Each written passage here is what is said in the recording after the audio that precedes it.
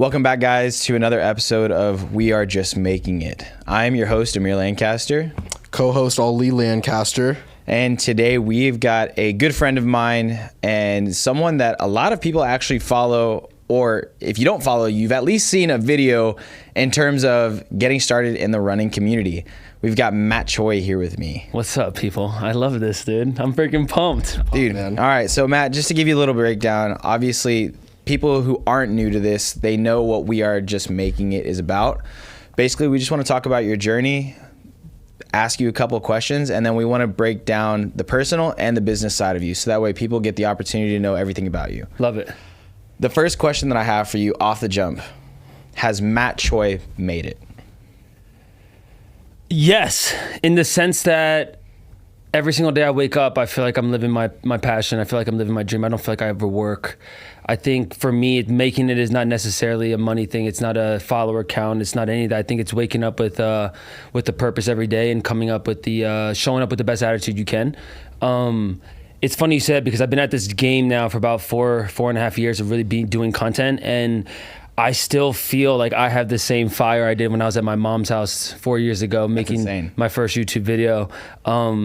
And it's in those moments where I really am super grateful for the process and getting to where I'm at now. But I think because of my origin in football, I've truly fell in love with the process and not the end result. Like, I never made a goal of getting 300,000 followers or any of these things. It happened along the way.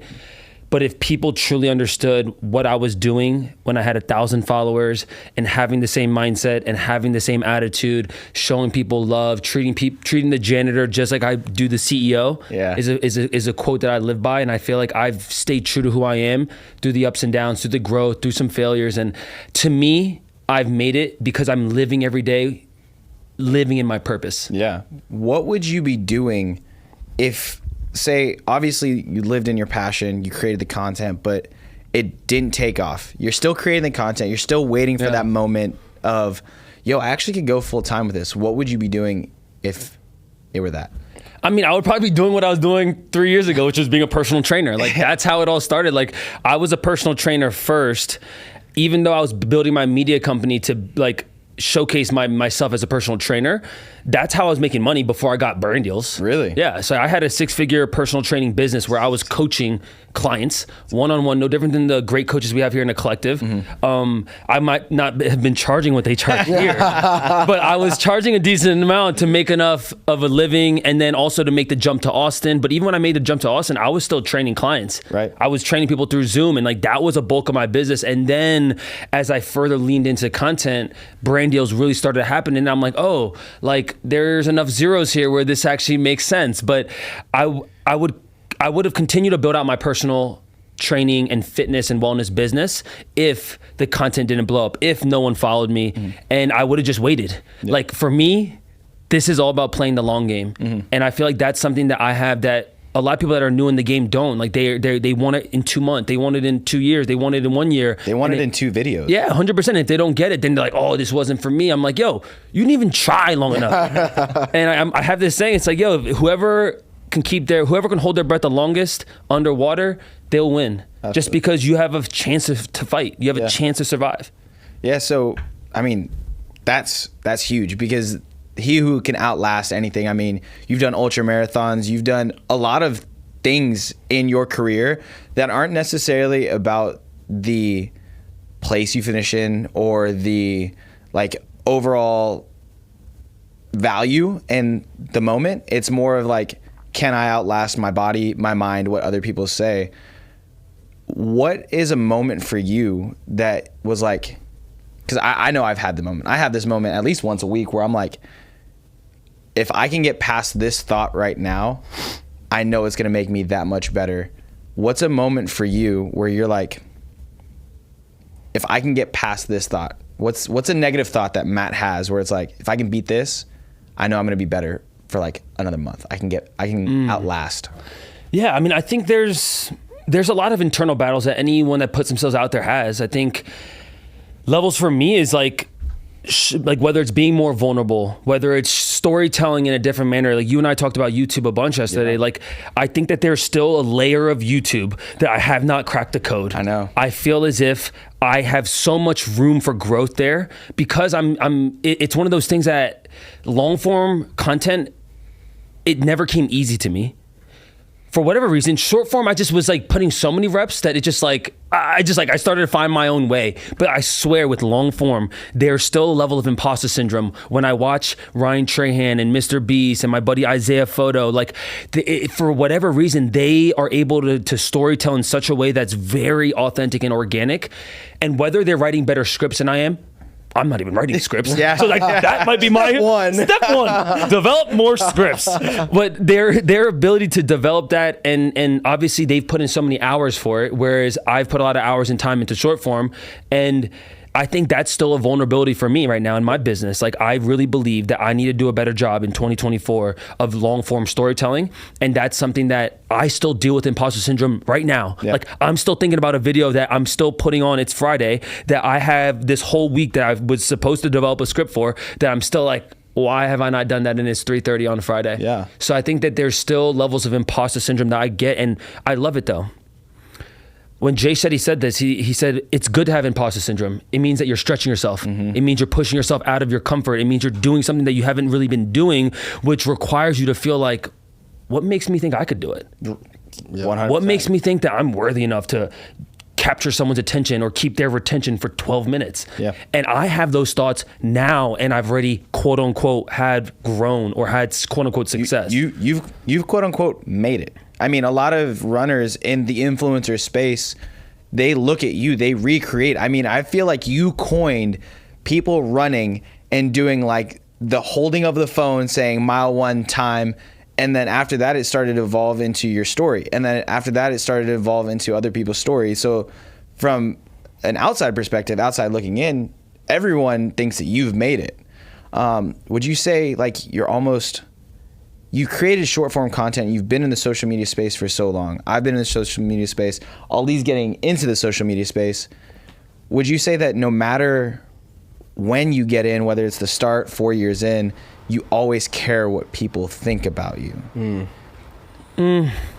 I don't necessarily think I don't really care what people think.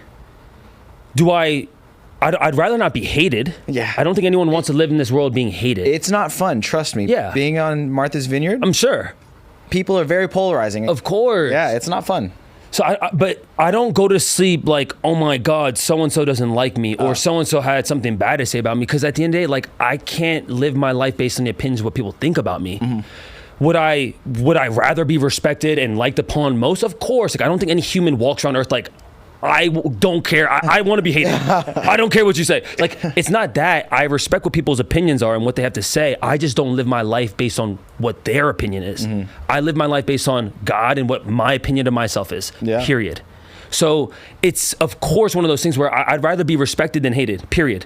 Like the dude at the marathon that flipped me off, like I'd rather him not do that. But like in that moment, I'm like, okay, like this guy doesn't know me. Like he might see a video of me. He might not like me. He might not like the brand that I built or the fact that I'm able to monetize the sport or the fact that I'm run shirtless, whatever the list of reasons that people might not like. Sounds Matt like Choi. you've heard all of these different. But the thing is like, I know who I am.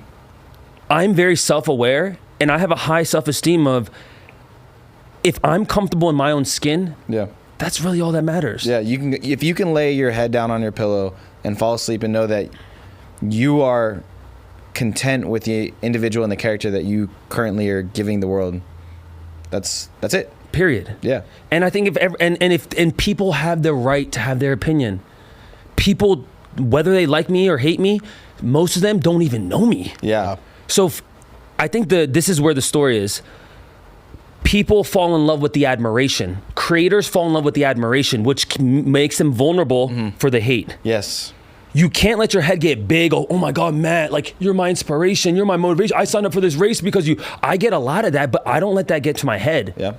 Equally, I don't let the negativity of the finger, dude, you're a fraud. You're a friggin' influencer, whatever people want to say. Like that also doesn't get to me because I'm comfortable not hearing either. How is that possible? How is it that you're able to stay so in the middle? Because I mean, shoot, I look at my comments, and granted, the content that I create is more personal because it's more lifestyle based. It's people actually critiquing me on me or the things that I do or my relationship. And sometimes I look at those and I'm like, dang, like that one really got to me. That one really stuck, and it sticks with me. Like it'll stick with me for a while, and I'll stop creating videos because that comment gets to me. But it seems like you're able to stay so even keeled. Is it because of the fact that like you are in a niche where it's like that is your job, running is your job, or is it because like you're just, again, like you said, so well grounded that it's like I'm doing this for me? I think it's a mix. I mean, I don't even think running's my job. Like I am a creator first, and then I run. Period. So I think that is the first thing, is like, that's why the runners don't get to me. Like the type A runners, like they think that this is my identity. And no different than when I was in football. Football was my identity, but I made an intentional decision when I got into running and when I started putting myself out there that I'm a media company first. Okay. I'm a creator first. And then you fill in the blank with whatever else comes down after that. And that's why I was a media company, personal trainer, media company, wellness business, then media company, and then runner. To answer your question, I think it's a mix of my own self-esteem and awareness of who I am. Yeah. A lot of that didn't happen until I started to transform my mindset though. Part of that is listening to guys like Gary Vee, listening to different entrepreneurs that I looked up to, and I was like, damn, these guys I put on a pedestal. They get the goat emoji, they get hate, they get love, and for whatever reason, they still are grounded in their humility. They still take time to educate themselves. They still take time to be a student.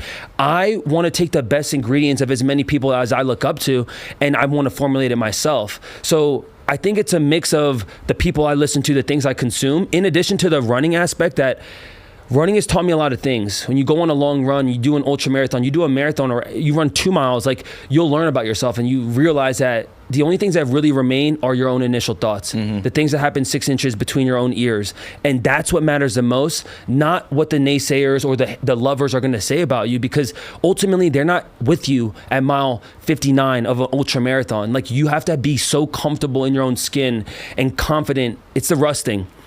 You need to have a level of delusional confidence that you are who you say you are. Quote Period. it. And like that for me, whatever room I enter, I just feel like I'm being fully me. Yeah. I'm not the fastest runner. I'm not the best creator. I'm not the best at anything. I'm just the best at being me. Yeah.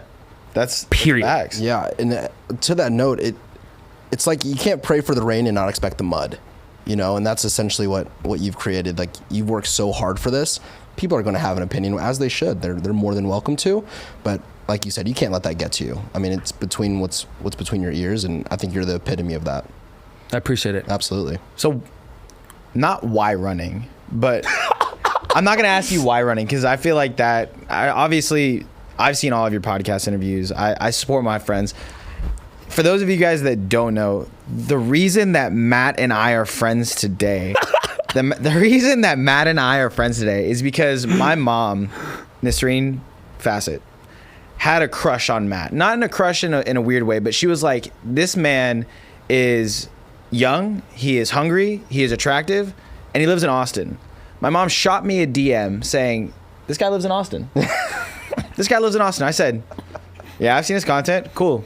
She said, you should go be friends with him. I said, all right, Nisreen, sure. I shot Matt a follow. That is Matt the followed me back. most. That was it. And then We started commenting on our we started showing love, because that's like You started flirting.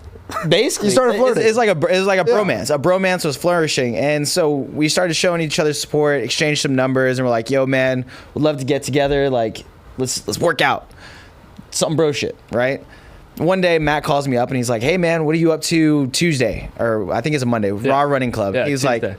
like, hey, if you want to pull up to this event, like you're more than welcome to come, and I would love to actually finally meet in person. I feel like in the creator space, like we all know each other, but we actually end up meeting like a year or two later, and we're like, dude, I feel like I've known you for the past 2 years. Facts. I end up bailing on Matt. If you know me, I have a million things going on in my schedule, and sometimes I overcommit, and I'm working on it. I'm in therapy. But Matt was like, hey man, I totally get it. I get it. I know where you're coming from. Matt doesn't make the same mistakes twice. So the next time he calls me, he's like, hey man, what are you doing right now?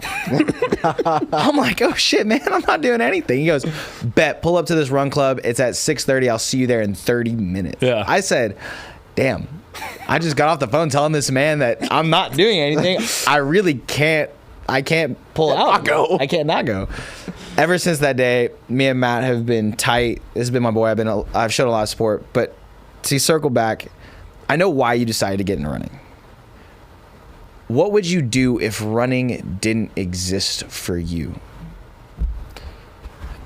Exactly what I was doing before. Not personal training, right? You're a media company first. Would you be creating more along the lines of Matt, the identity and the lifestyle? Obviously, you have a Korean American, that story that you've told, which is an amazing story, and the fact of how you're able to trailblaze.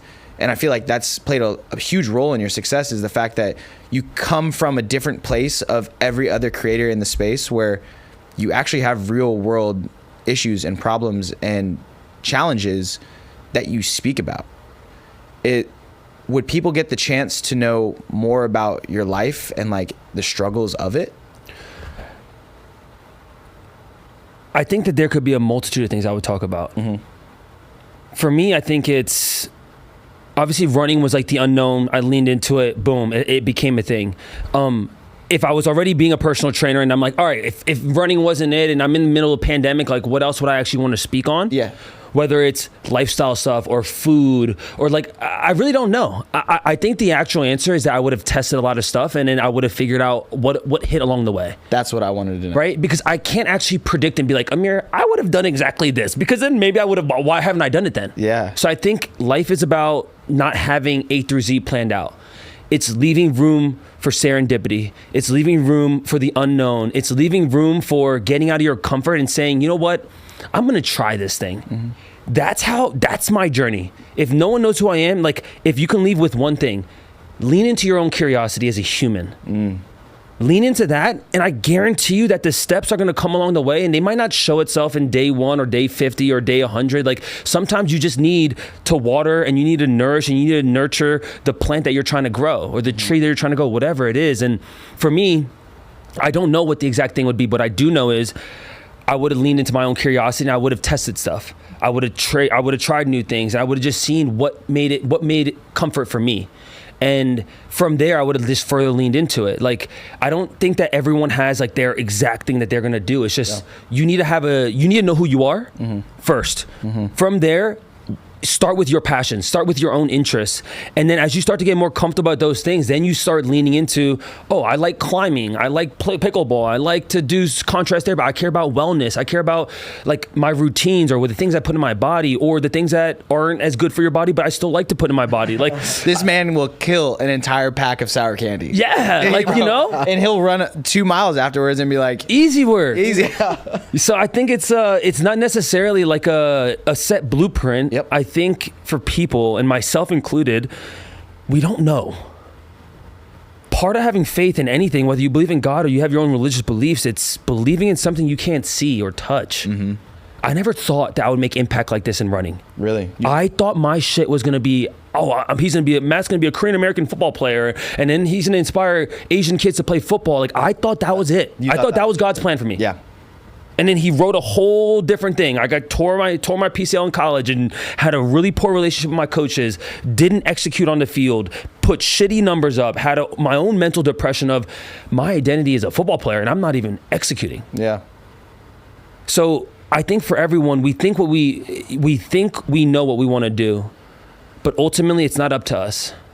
And I recently watched the Club Shay Shay with Johnny Manziel. Yes, that was a great interview. And he did such a great job of really dissecting Manziel's mindset and why he acted the way he did. And all of it was an internal battle that he was losing, which then made him act a certain way, which disrupted his entire potential for what he was as a football player. Not his potential as a human, just for his Johnny Football's potential as a player. Right.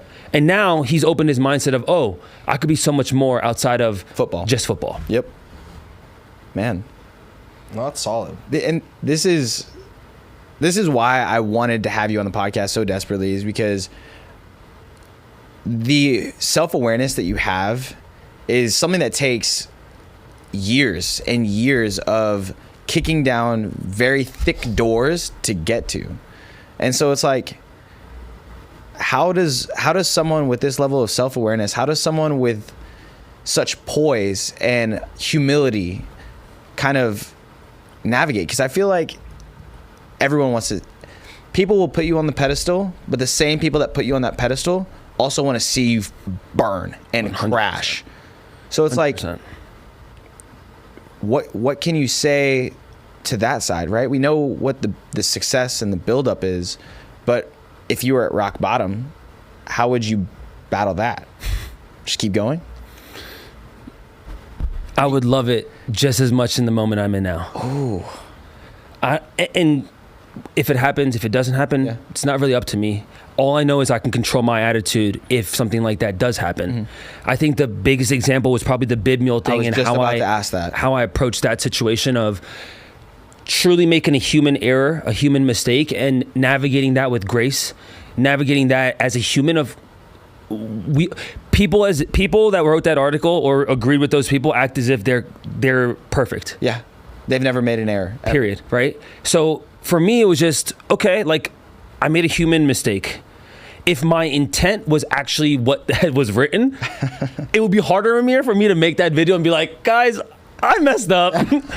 My ass is very much entrepreneurial of, oh, I didn't sign up. I forgot. Now it's closed. Let me find the side door. Like, Right. That's how I am as an entrepreneur. Yeah. I am not the most organized. I admit to that. I am not the most by the book. I admit to that. And equally, what I will admit is that I'm very adaptable. You put me in a situation, I'll find a way to make it happen. 100%. It might not be by the book. But it's a way. It's a way. And I went through the side door for that race, and obviously I got ridiculed for it. I never questioned my intent, though, because I knew that I wasn't trying to qualify for Boston for this guy. And the way that was written, it was just from an opinion of someone who is a pessimist, who's a cynicist. And I couldn't control that narrative. But what I could control with the medium of the device is my story. And I think it's really important for people to understand that, like, to stay even keel, to ride the waves, no different than if you're in the sea and you're surfing, is like, you have to be okay with the good and the bad, because at some point it's going to happen. It's just a matter of what wave you're on. And in that moment, it was a low for me from the external. Yeah. But internally, I wasn't even beating myself up that much. Really?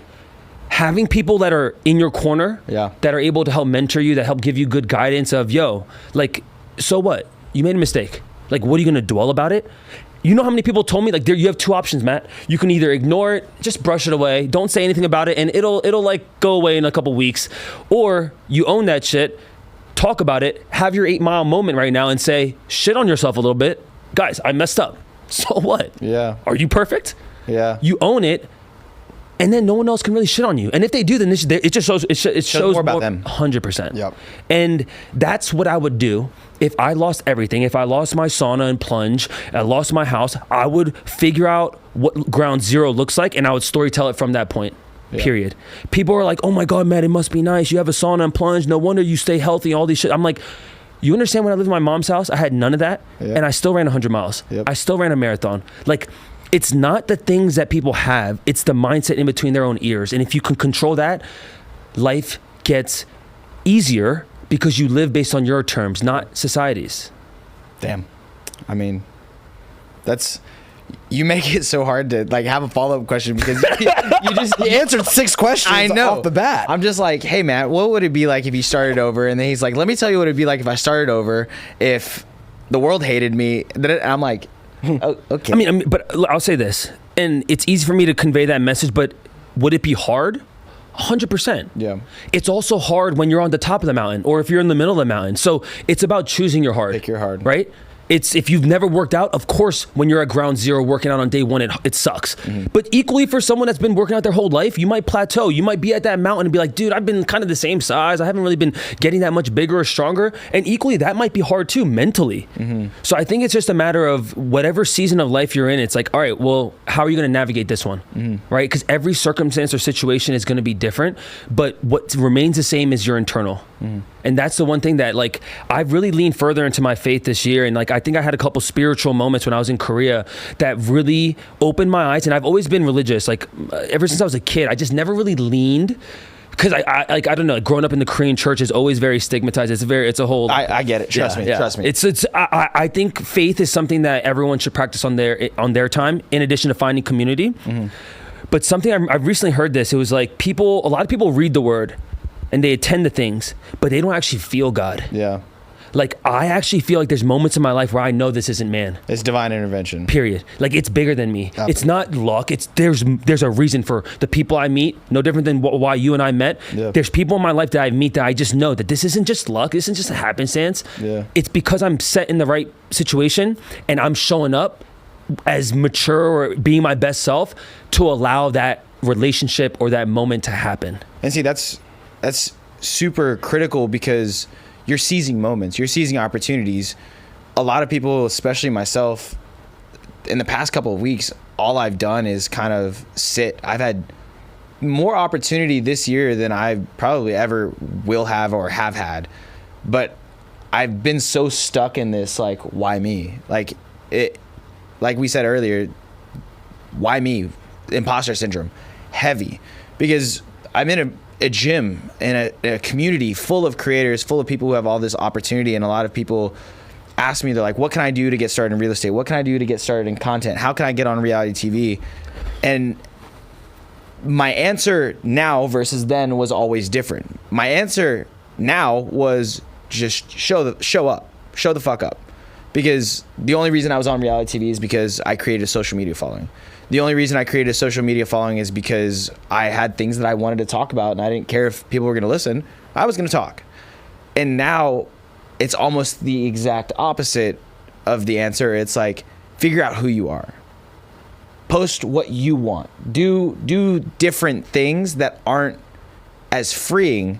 And it's created this, like, power struggle within me of, like, should I create what I want to create? Should I be Amir? Should I be We Are Just Making It? Should I be the Austin Realtor? Should I be Martha's Vineyard Reality TV?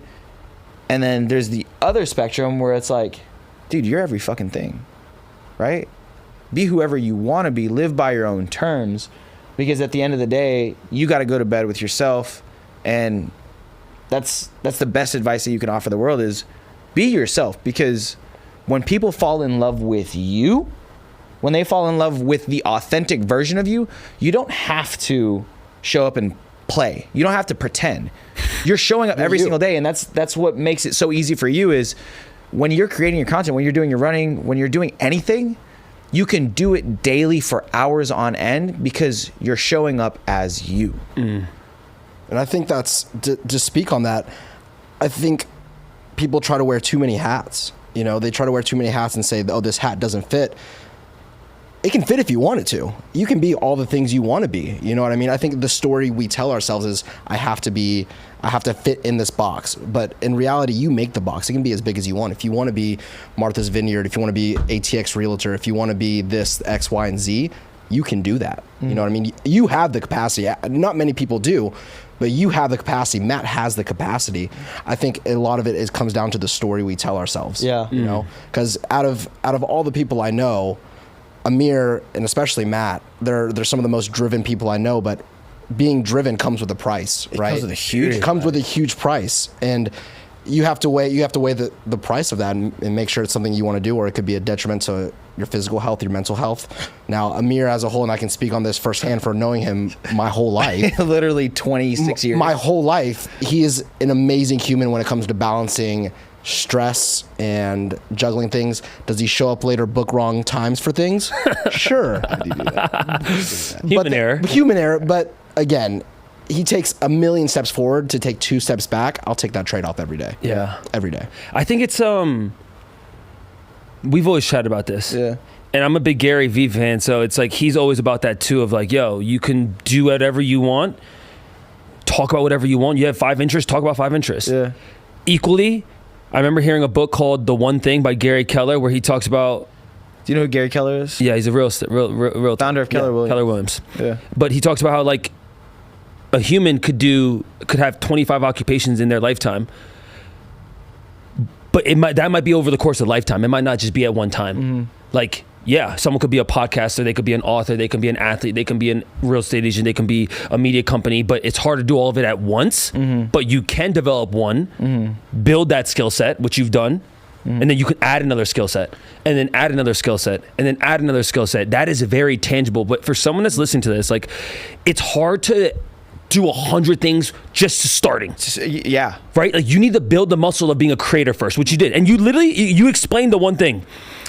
Amir said, oh, how do I get into reality TV? Oh, I was a creator first. I was a creator first. Then he was a real estate agent. Then he showcased his skill set there. Then a reality TV brought him on, and then he did that. He showcased another skill set. Then he's doing a pod. Then he's a rugby player. Like, you can do whatever you want.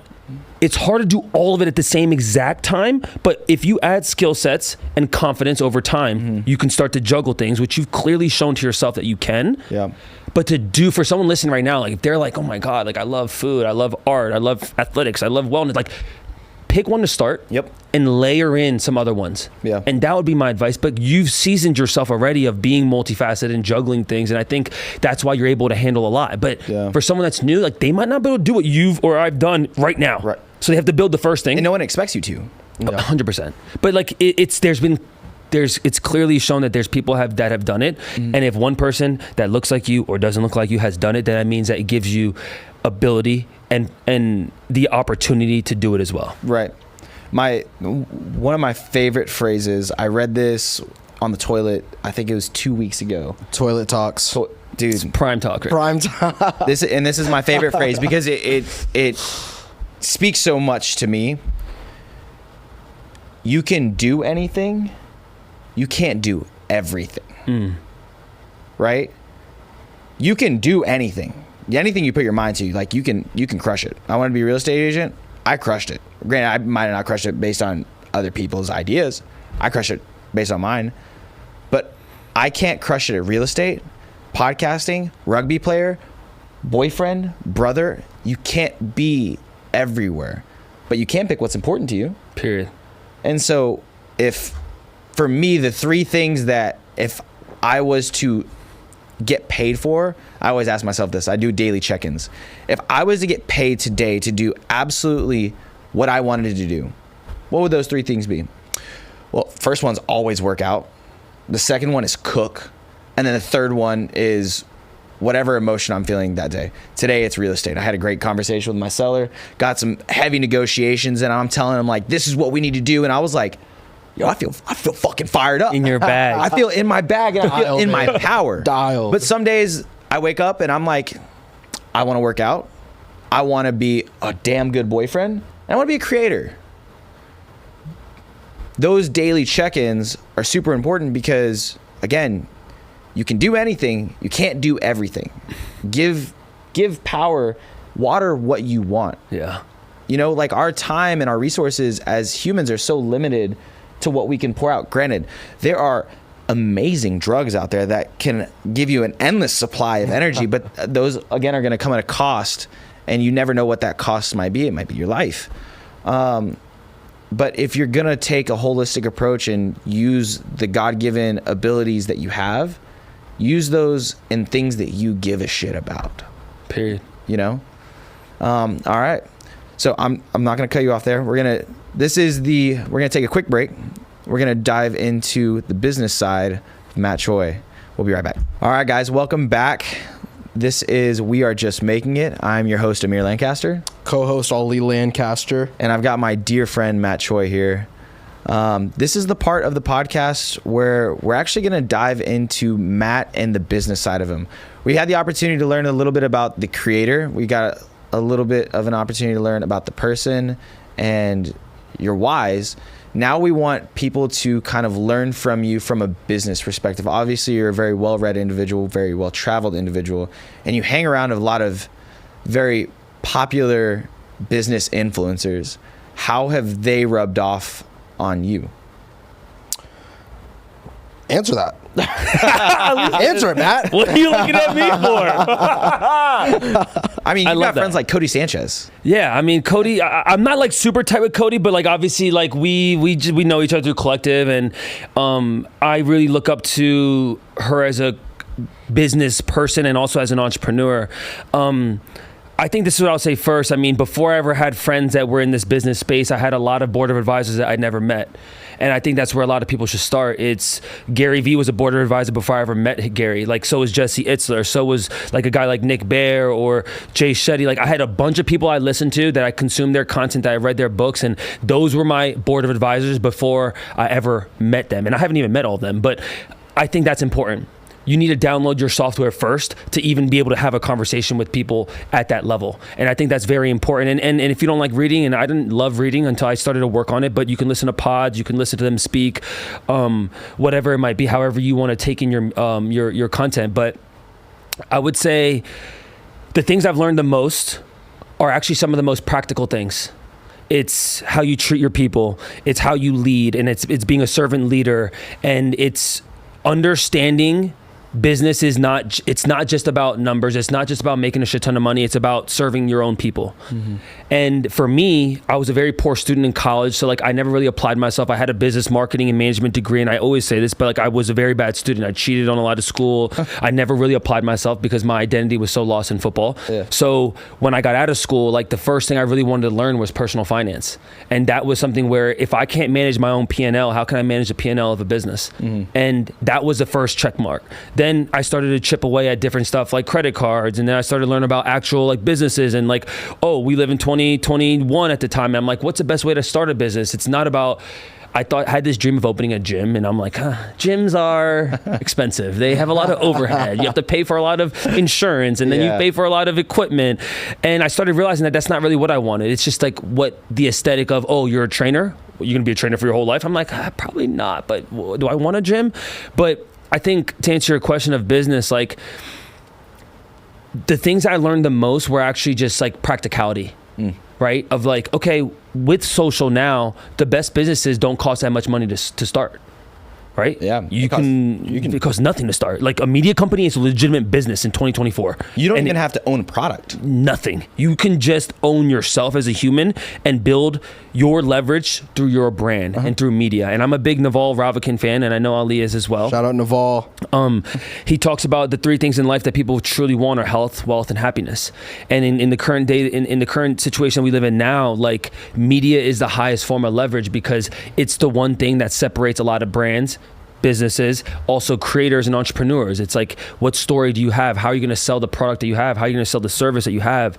And having media as your highest form of leverage can get you a lot of these opportunities to get on reality TV, to become an agent, to become an athlete, whatever you fill in the blank in with. So I think so much of that is a slow burn. Slow burn. The things I learned from Gary were more emotional, intelligent things. The things I learned from Naval were a lot about emotional intelligence, about how you treat yourself to then be able to lead other people. And the more in the past year or so, I've actually like read a lot about like systemizing businesses. So like the book called Traction, it's the EOS system, and it's about how an entrepreneur, a small or medium-sized business can find the right people for their business. How do you find someone for you that's going to be able to handle admin? How do you find someone for you that is an integrator? Like if you're the visionary of your brand and your company, that means you're sitting here and you're setting the picture of what to expect. You're setting up the clouds, but you need someone to implement the teams. You need someone to implement the things that you might not want to do anymore because you're on year whatever. And I think that's where I'm at now, where I'm actually thinking about systemizing and how I can actually implement the things I learned from these entrepreneurs, these business people, and then make it practical for my business. But yeah, that's kind of, it's a loaded question. To finalize all that, I think, honestly, being a student of the game and surrounding yourself with smarter people, naturally, it's going to get you smarter. And you just have to show up and ask the right questions, and maybe the things that you're struggling with in the moment to then help you elevate yourself, because you could be around the smartest person, but if you don't ask them shit, then I might not even know that you're Cody. It's not osmosis. I don't even know that you're Cody Sanchez or Brian Mazza or like Devin or whoever. Like if I'm not going to ask, then how can I ever get the benefit of it? Right. Yeah. And to kind of give some context to leverage for those of you who don't know, Naval Ravikant, one of his most famous quotes is, "Give me a lever large enough and I'll move the earth." Right. And essentially how Matt is using leverage in his business, his media company, is he uses social media. He posts something once and it can be distributed millions of times, right? Technology is a great example. You can make a software company. You just have to make the software once. It can be distributed millions of times. And so rather than, handing out flyers on the side of the road, right? You have to, that's time consuming.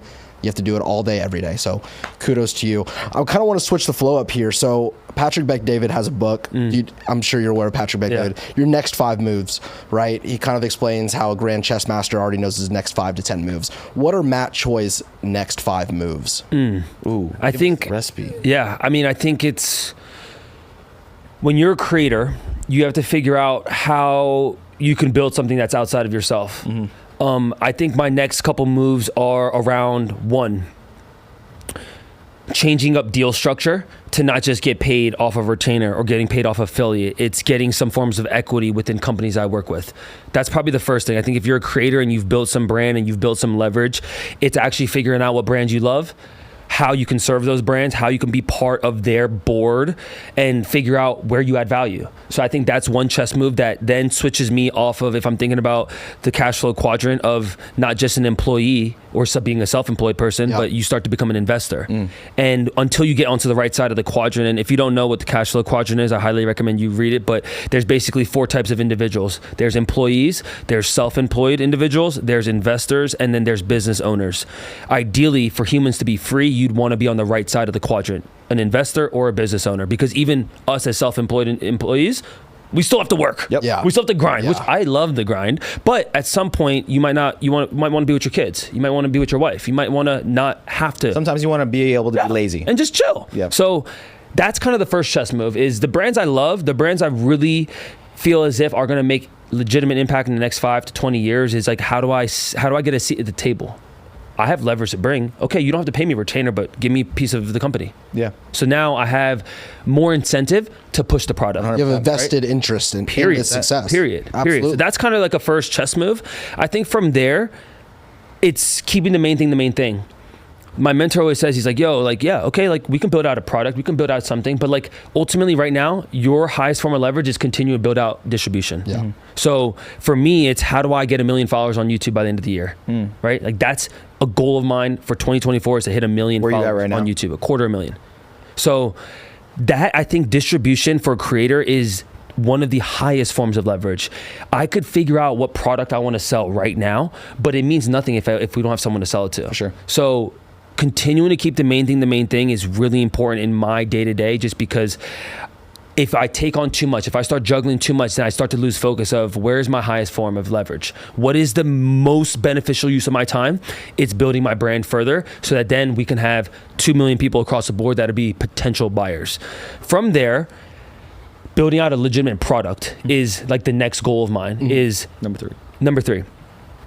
It's figuring out what am I passionate about that's outside of running, but can still benefit runners, because I have a whole audience or demographic of people that are in the wellness space. And honestly, everyone that follows me is not runners. Like your mom followed me. Like she's not a runner, but for whatever reason, she liked the content, whether it's me shirtless, good looking, whatever, tan. I hope that all the above. But people follow me that aren't runners. Right. And I think that you can serve an audience while also understanding who the main demographic of people that follow you are, right? So for me, it's like if I wanted to build out a product and it be beneficial to runners, that would probably be a smarter idea than build out a product that's a cookbook for people that don't even know how to cook. Now you collabed with Kane.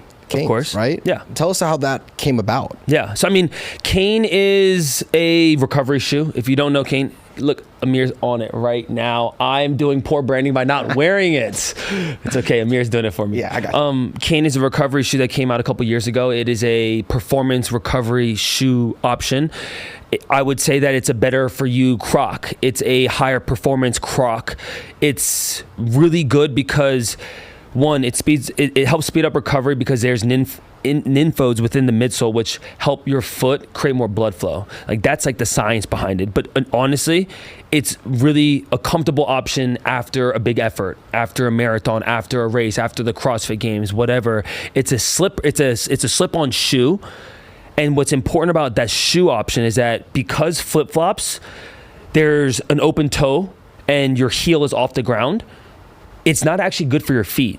there's actually science that shows that flip-flops, especially for runners, impacts the strength of your feet, because if you think about the flip-flop, your toes have to flare up when you're walking. Yep. When you walk in canes, you walk as if you're in a shoe. Yep. And it's very natural movement. But when I used to wear flip-flops a lot, and it's why I dealt with a lot of shin splints and plantar fasciitis. No kidding. Because my feet had no structure, it had no support. So if you are going to wear flip-flops, the best thing to do is wear Jesus sandals, like chakas, like because it actually has a strap on the back, so the heel of your foot doesn't leave the actual flip-flop. So that's why canes are really good, and it's actually been the only shoe I really wear outside of minimalist barefoot shoes like Vivo Barefoot, and then like running shoes. Like I don't wear running shoes to walk. I period. wear my canes outside. I'm an athlete, but I'm not training all the time like Matt is.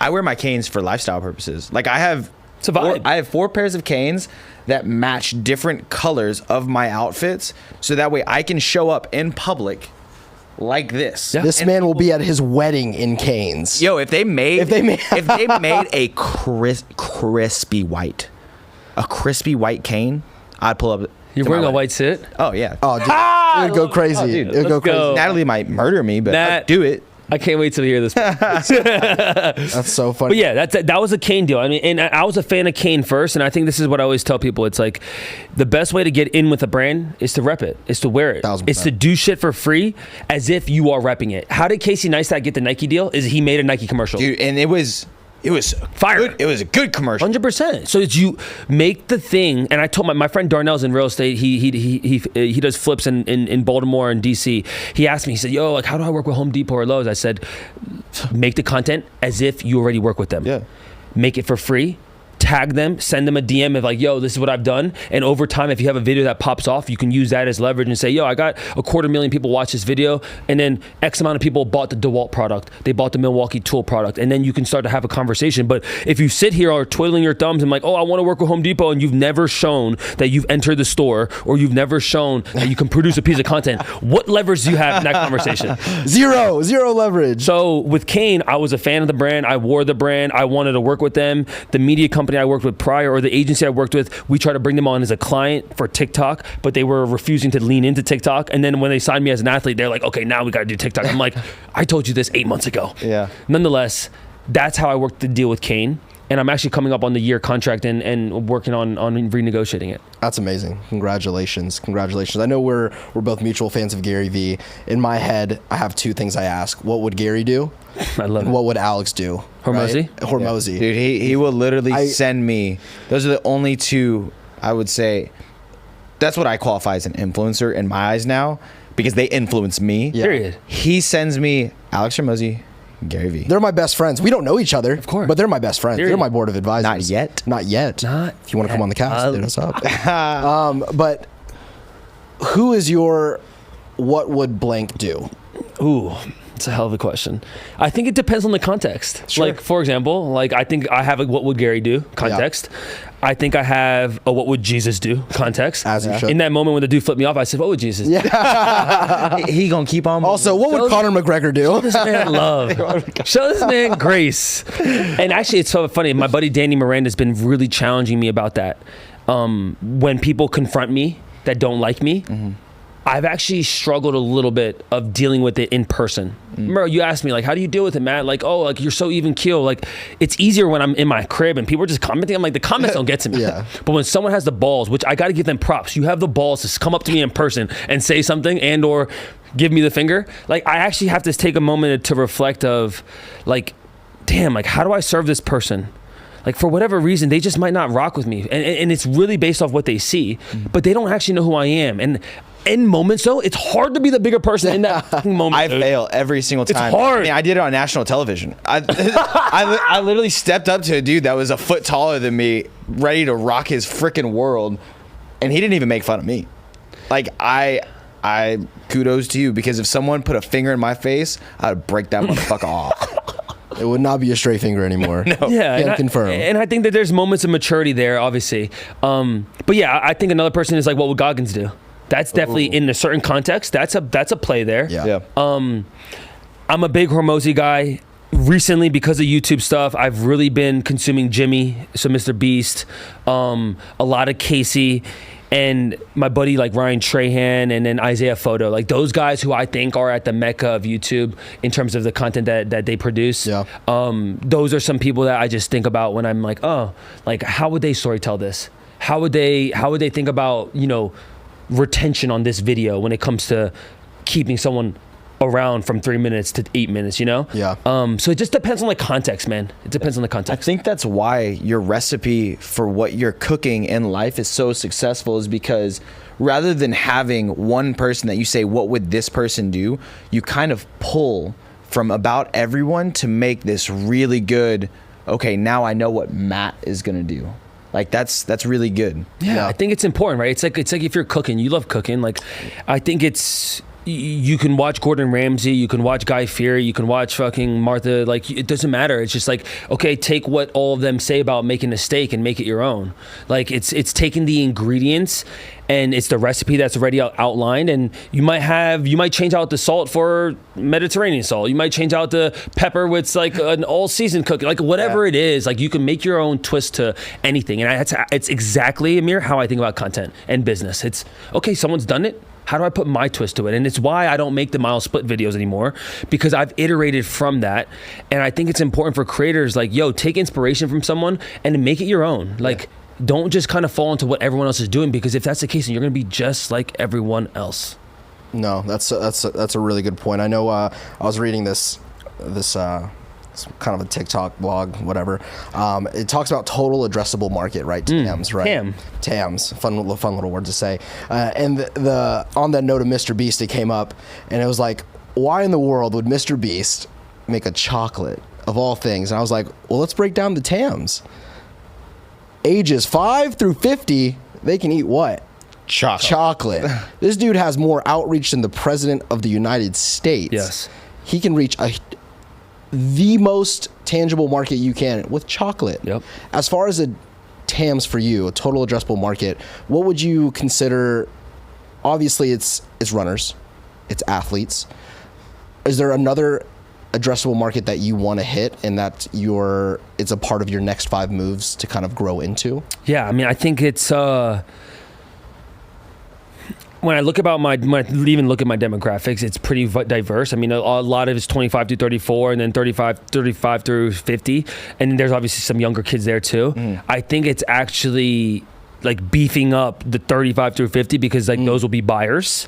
Yeah. So will the 25 to 34, but I think it's just a mix. It's figuring out like what content can I diversify to get other people that don't run into the mix, right? And I think the videos that do that are still in the running space are like the mile challenges. They're the what I eats, because those are like, it's about running, but it's completely outside of just like, oh, like this is the mile I ran. It's just like, yo, this is what I ate. Everyone's got to eat. Everyone's got to eat. Yeah. You watch this man crush 2 Chipotle burritos. That's And then ridiculous. run a sub 6 minute mile. That's ridiculous. Right? So like that. Disgusting. It's disgusting. I've never ate 2 Chipotle burritos ever prior to doing that day.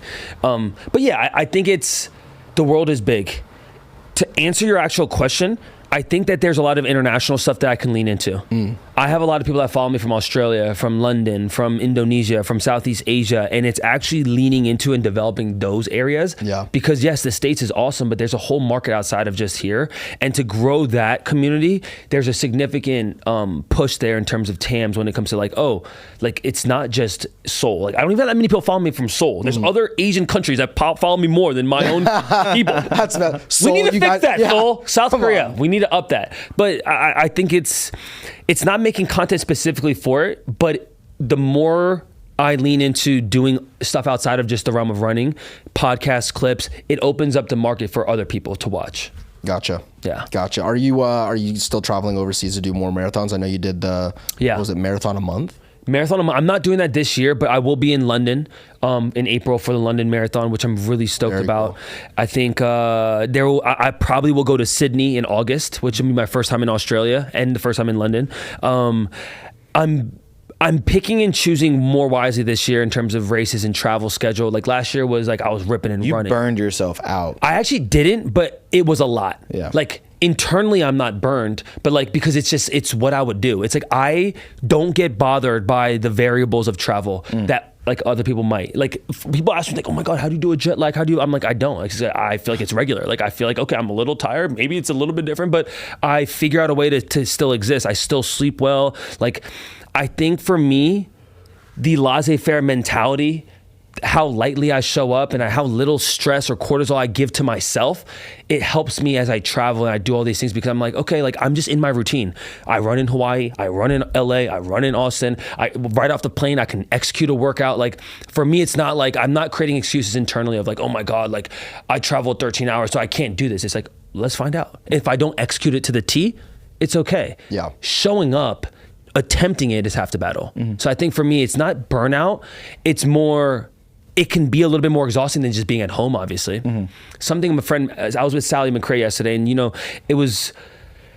she had a bunch of people around her after the run, and she asked me, and we got a chance to catch up, and she was like, how are you? And I love that question because at times we get pulled in so many ways, and no one really asks you really like, oh, how are you actually doing? But yeah, that's how are you actually the key doing? Is not how are you in the sense of the answer of good. It's a check-in. How are you? Period. And I put my arm on her shoulder. I said, I appreciate you asking. Honestly, because in the world we live in now, it's like everyone wants your attention. That little micro 2 minutes or picture or whatever, like it's people like that understand what it feels like that ask you that question most of the times. And obviously even for her, she was getting bombarded. Like I could barely get a conversation with her because everyone wanted her attention just for 10 seconds, just for 2 minutes. But it was really meaningful for me for her to have asked me that. And I said, honestly, I'm doing really well. There's obviously a bunch of shit that I have going on that could be better. It could be worse. But internally, I'm doing well. And I appreciate you for asking. And I think it was one of those where it was like, damn, like not many people in my life actually asked me that. Yeah. 2 days ago, my mentor did. He called me on the day after my birthday, and he's like, yo, how you doing? And it's in those moments where you start to realize like, damn, like there's people that they might not talk to you all the time, but for whatever reason, they have the balls to actually ask that. Yeah. How are you showing up? So we're about to wrap up here, but obviously you want to grow your international presence. You're going to Sydney, London. What's your plan to make sure that when you go there, you make the impact and the presence that you need? I think it's by being as present as you can while you're there. And it's by integrating yourself into the community. It's as if when I go to places, I integrate myself as if I have 1,000 followers. Period. I go to the local run club. I don't think that because of my followers, I'm like, oh, I'm too big for that. I'm like, I actually act as if I'm just another person. Yeah. And I think that's the best thing you can do. The moment that you think like, oh my God, like I'm going to get bombarded or I'm going to not be able to move the way I want to, like, then you're kind of screwed already. It's actually showing up as human as possible because I don't know the city. Like, what's the best way to get immersed? You've traveled. It's by doing what the locals do. Do what the locals do, and you will get shown how to actually experience the city. And that's what I did in Korea. I didn't have an ego of like, oh, I'm not going to run with that crew. I went to a run. They didn't really know me. Like I kind of knew them, but not really. But I couldn't even speak to them because of the language barrier. But I think the best way to do it is by getting immersed with the locals. And if you have people you know in those cities, it's by immersing with them. You know. So I think when I go to those cities, it's like, yeah, how do I get into a local run club? How do I talk with the reps of brands that I know that are already out there and figure out like what's the best spot to go eat, like what's the best spot to go do touristy stuff, or just get immersed and go talk with locals. Like it's actually the best way to get immersed into a city. Man. Well, Matt, we really appreciate you. You guys got me fired up, dude. I love that. Let's go run a 5K. I would love to see you run a 5K. I would actually pay money to see you run a 5K without walking. Matt, we really appreciate having you, man. Thank you for working with us in terms of the schedule. I know I dropped the ball, but lessons learned. It happened. It's to be expected when you work with me. All right. All right. That concludes this episode of We Are Just Making It. I'm your host Amir, co-host Ali, and we'll see you guys on the next one. Peace.